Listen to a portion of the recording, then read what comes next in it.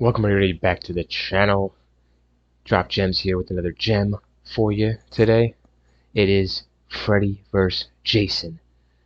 This is a movie, 2003, Freddy vs. Jason. This is a movie I've been wanting to do for a very long time to talk about. It is one of the most anticipated movies in history, period. I'm not even going to say horror history, I'm going to say in history, period.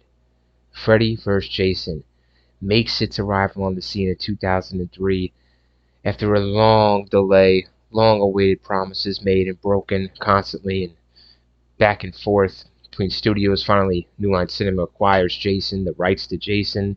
He's in the house that Freddy built. New Line Cinema puts together Freddy vs. Jason. Of course, Freddy gets the top billing over Jason, which I don't agree with. I'm a Jason fan all the way. Jason for this win. But yes, spoilers ahead, of course. So in this rant review, I want to talk about Freddy vs. Jason. I want to give my honest opinion about this movie. It's a long time coming. 2003 I saw it. I believe I rented it when it came out on DVD. I want to say DVD, yeah. And it came out. And man, I'm just a huge fan of Jason.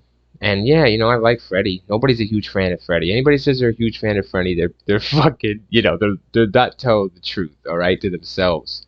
Um, there's something wrong there when you say you're a Freddy fan and shit. It's just, no, anyways, that's another video we're gonna make probably in the future for sure.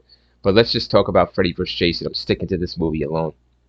So 2003, I rent this movie. I'm mad excited, and boy oh boy was it worth the wait. I mean, I really go back to those days, and man, it just takes you back, And boy oh boy, um, we got some things to talk about. So let's talk about this movie in this rant. I'm gonna go through a little bit of the plot and everything like that. I didn't read anything on Wikipedia because I mean, I just want to go what I want to say, my heart with this thing. But we will go over the plot of this movie. But Freddy vs. Jason explodes on the scene in 2003. People see it. It banks money. There's no doubt about that. Just the names bank money alone. It's a cool thing they did too on the internet with them having a bout or something, uh, boxing bout. It was cool, man. Little weigh-in stuff. So, anyways. The movie comes out, everybody's mixed. It's a mixed opinion on this movie. I have to say, I'm just going to say it like that. It's a mixed opinion on this movie, and rightfully so. And we got Ronnie Yu behind as directing, and man, I don't know where you get off, with and putting these people to write the movie, to direct the movie that don't know this franchises, that don't know horror. I don't know. I don't know. Ronnie Yu's more of a dark comedy kind of guy. I mean, he doesn't know really horror, does he? I mean, look at the movie. It comes out playful. It comes out dorky. It comes out goofy. It comes out like it's making fun of the series. Not really. I don't know. So let's just get into. I really can't. I was gonna say one thing I wanted to point out about this movie is at the end there's a battle, there's a fight scene, of course, the epic fight between Jason and Freddy. And in this fight scene, Freddy, man, comes out, well, before the fight scene, excuse me, he comes out on Laurie, of course, Laurie, comes out on Laurie out of the water onto the dock, and man, or whatever have you, he looks phenomenal. Now, I'm looking for the picture of this because this is fucking amazing. This is something I don't know why they don't broadcast about Freddy. With Wes Craven's New Nightmare, Freddy, and this Jason, Freddy vs. Jason, the last the last 10-15 minutes of this movie, there's this part where, like I said, he looks dreadful. He looks so scary and dark and evil. It's so good. See, I can't find the picture, but man, if you got to go to that part in that movie because that's the best Freddy you're gonna get, looking wise. And even Freddy looking is like that, 10 times more scarier, 10 times more intimidating, 10 times more powerful. Having him look like that, it just makes the movie more scary. It brings Freddy into another realm, brings him into that realm of fear, because that's what he's all about, fear. But these days he's not, obviously. He's about comedy. And Jason, of course, they do tone down Jason dramatically. Ronnie Yu doesn't know nothing about Jason. There's no shit about him, and it shows. The water sequence there and all that. I'll talk about that because it's in the movie and people have a problem with it because they'll say, well, Jason, nothing hurt Jason, no water or nothing did that and all that. But, they got to make him have a weakness, right? I You know mean, what it do feels something with him. I mean, I can't really fault Ronnie Yu too much on that or whoever wrote the movie. I can't. It's hard for me. I thought it'd be easy for me to talk about this movie, but it's not because I'm a fan. I'm a super fan of Jason and Freddy, of course, and them battling. It's just years and years we waited for this movie, and we finally got it. So I was pretty happy with their fight scenes and all that. I'm just gonna go right into the plot here and wrap this fucking rant up review, and that's it. So I thought I'd have more to say about this movie. I really did, and I don't. So let's go to the plot. So, anyways, Freddy's been defeated, and they open the movie. I'm gonna try to just go off my head, honestly. So they open up this movie with a really cool opening about Freddy, and they show you a little behind the scenes of what the Nightmare Elm Street. I do appreciate about this movie, about that part, that they give you a little background on Freddy before he was Freddy, before the burn, and he's with the little. You got to see it there, and so it's a cool opening. It explains the movie in a tidbit, and he wakes up Jason, and he wakes up Jason. Jason's in a dream. Jason goes, of course, and kills a camp counselor, what have you, a woman that's bathing, skinny dipping. He kills her. Freddy fakes to be Jason's mother, tells Jason as the mother to go to Elm Street, kill the kids. They've been bad. So it's corny, it plays out corny for Jason. Obviously, Freddy has the spotlight, and he's not corny. He's not as corny as you would think. So they do take Freddy seriously in Freddy vs. Jason. He's not as corny as you would normally see Freddy. Let's put it that way, up to this point, 2003. So anyways, let's get back to this plot. So, a review of the movie. So anyways, he goes to Elm Street, Jason, and you're just introduced to these characters, and you're not supposed to really care about the characters. All you're supposed to care about is Freddy versus Jason. So anyone that says, "Oh, the characters in this movie, whatever, blah blah blah," you shouldn't really be focused on that. So anyone that has like a critique or an over-analysis of the characters and their acting and their dispositions in this movie, or their lines, or who even is acting, as in Kelly Rowland and all these other people, you got to just put that aside because yes, actors make movies, but guess who the actors are in this movie? There we go.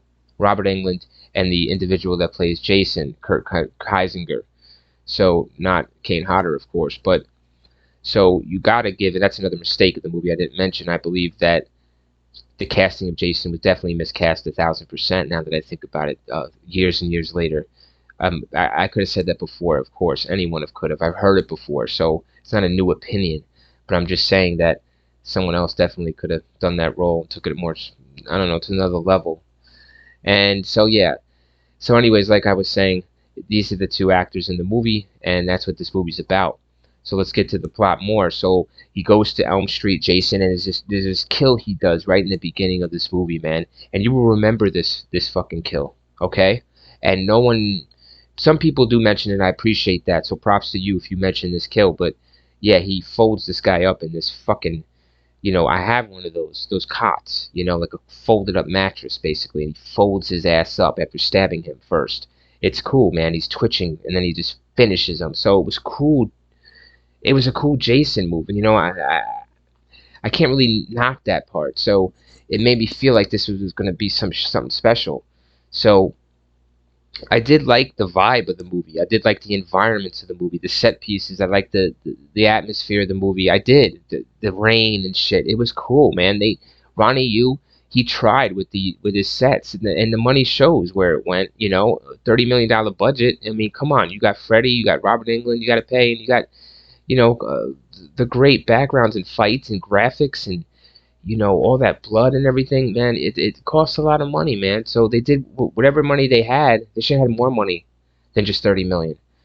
And of course, it scored a lot. It banked a lot, but they should have had more than 30 million with this movie. That's for sure. After years and years of waiting. But anyways, let's get to wrap this shit up with the plot. So basically, he goes there. Like I said, he does that kill. Um, Cop happens to be rolling by.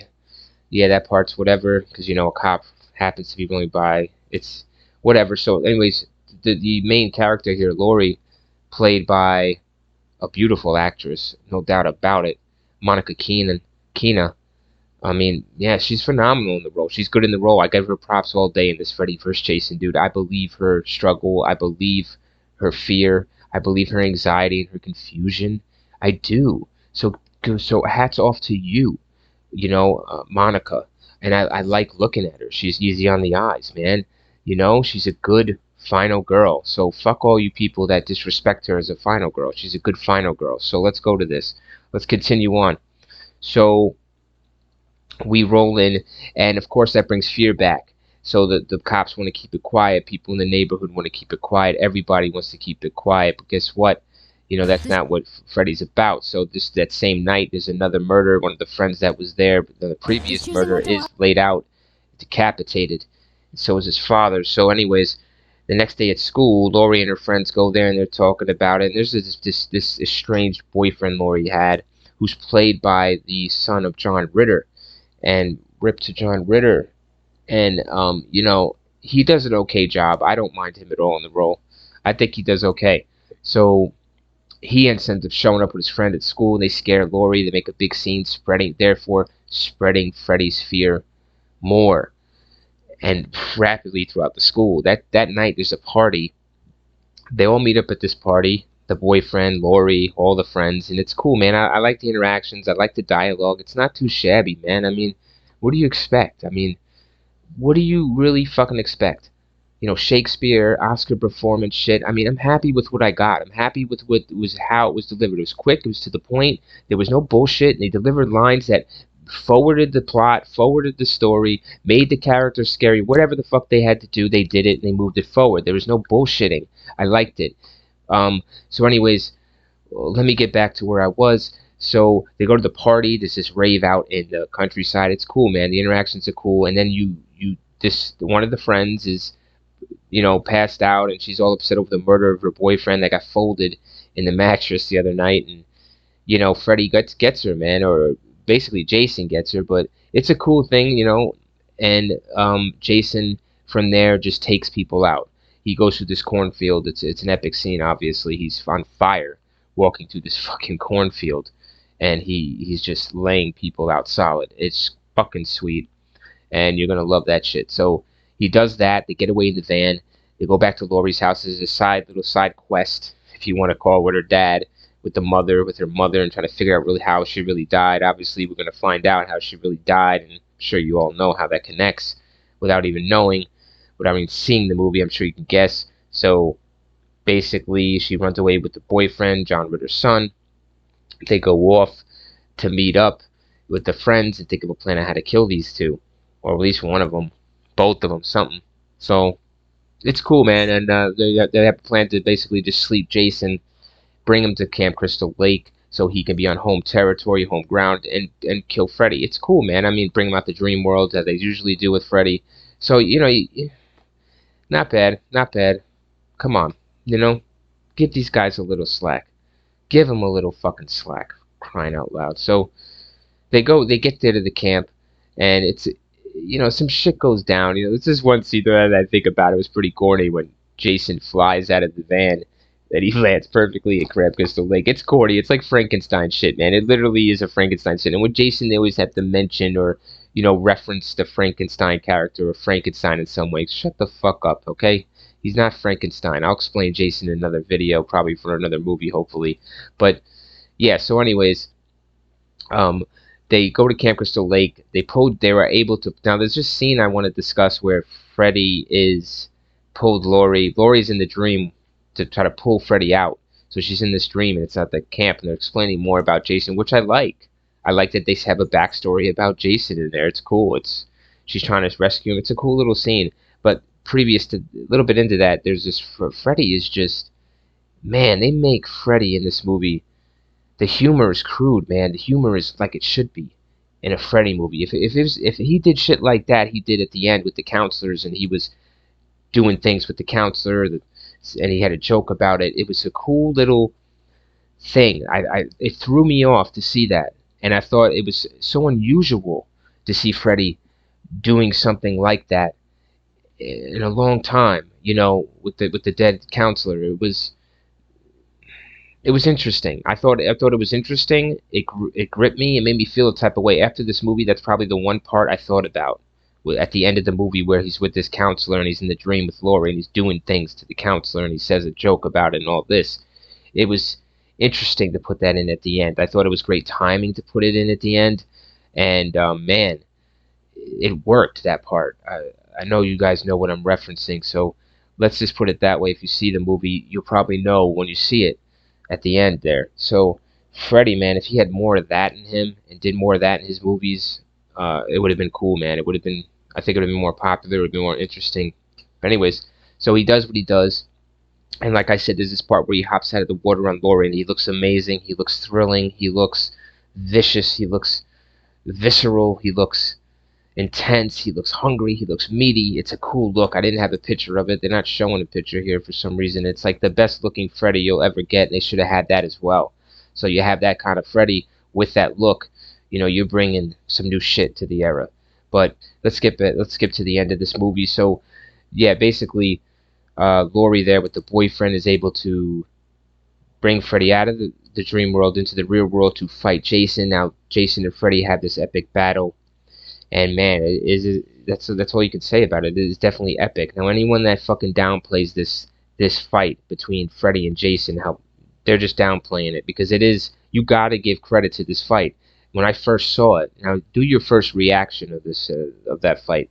The blood is everywhere. They're stabbing the shit out of each other. I haven't seen anything like that. And you're expecting something phenomenal, something, you know, something so out of this fucking world that you can't even think of what you're gonna see. And then it delivered. Ronnie Yu delivers that, and it works, man. And it fucking satisfies my Freddy vs. Jason thirst. So yeah, let's get to the end of that. And now the only gripe, not gripe, I hate that fucking word, I'm always using that shit, but let's put it this way. The only problem I have with this movie, and I'm going to see if it's a problem, but it's because I'm a Jason fan, so I'm biased, of course.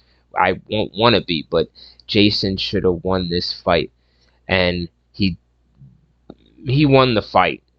You know, they show it as he won, and he won, you know, Jason won, but in the end there, Freddy's blinking, so you know he really didn't win. It's like it's a draw, you know what I'm saying? So nobody really won, and I don't like that, those kind of movies. I think there should be a definitive winner and loser. That's always how it is in life. There is no second place. We know that. So let's just, you know, don't fuck with me that way. But they did, and it's okay, Ronnie. So they made a lot of money off this movie. As you can see, the budget was 30 million. It comes out to 116 at the box office. Probably sure a lot more with other things included with the Freddy vs. Jason brand. You get a lot of stuff. But, you know, a long time coming for this movie, a long wait. Did it deliver on all of its promises? No.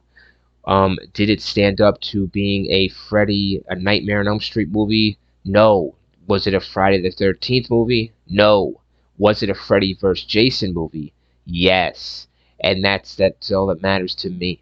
That it was a Freddy vs. Jason fucking movie. It's not a 5-star movie, a 4-star movie. You know what I mean? It's a good movie.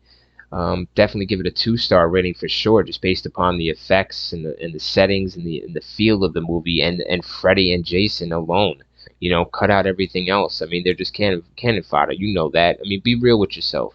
You know, they're just fucking there to be there and move along the story, which they do. The characters, okay, they move along the plot. They don't bog it down. So they're just there to get murked, and that's what they do. They play their part, and they get ripped apart. So let's go with that. Freddy vs. Jason, I definitely guarantee it as a watch. And I don't know why these fuck trailers are coming up. But anyways, I guarantee it as a watch. And that's it. You enjoy it. For a one-time watch, you will enjoy it. That's it. If you're going to watch this shit one time, watch it one time. You'll enjoy it as a horror movie straight up. And if you're a Freddy fan, watch this shit. Freddy dominates. And he's best. I think he's the best he's been in a long, long time when it comes to 2003 Freddy vs. Jason. And I just named the reasons why. And Jason as well. You know, I went into a little bit of that, but he has some good kills, so they don't really fuck him too hard. But anyways, Freddy does that. But Jason, I'm a fan of Jason, a huge Jason fan, so they do dumb him down a little bit, which is dog shit. But anyways, you know, New Line's got to do that because Freddy's the man over there. But we'll talk more Jason, hopefully in other future videos. Anyways, thanks for watching, thanks for listening. We dropped a gem on him.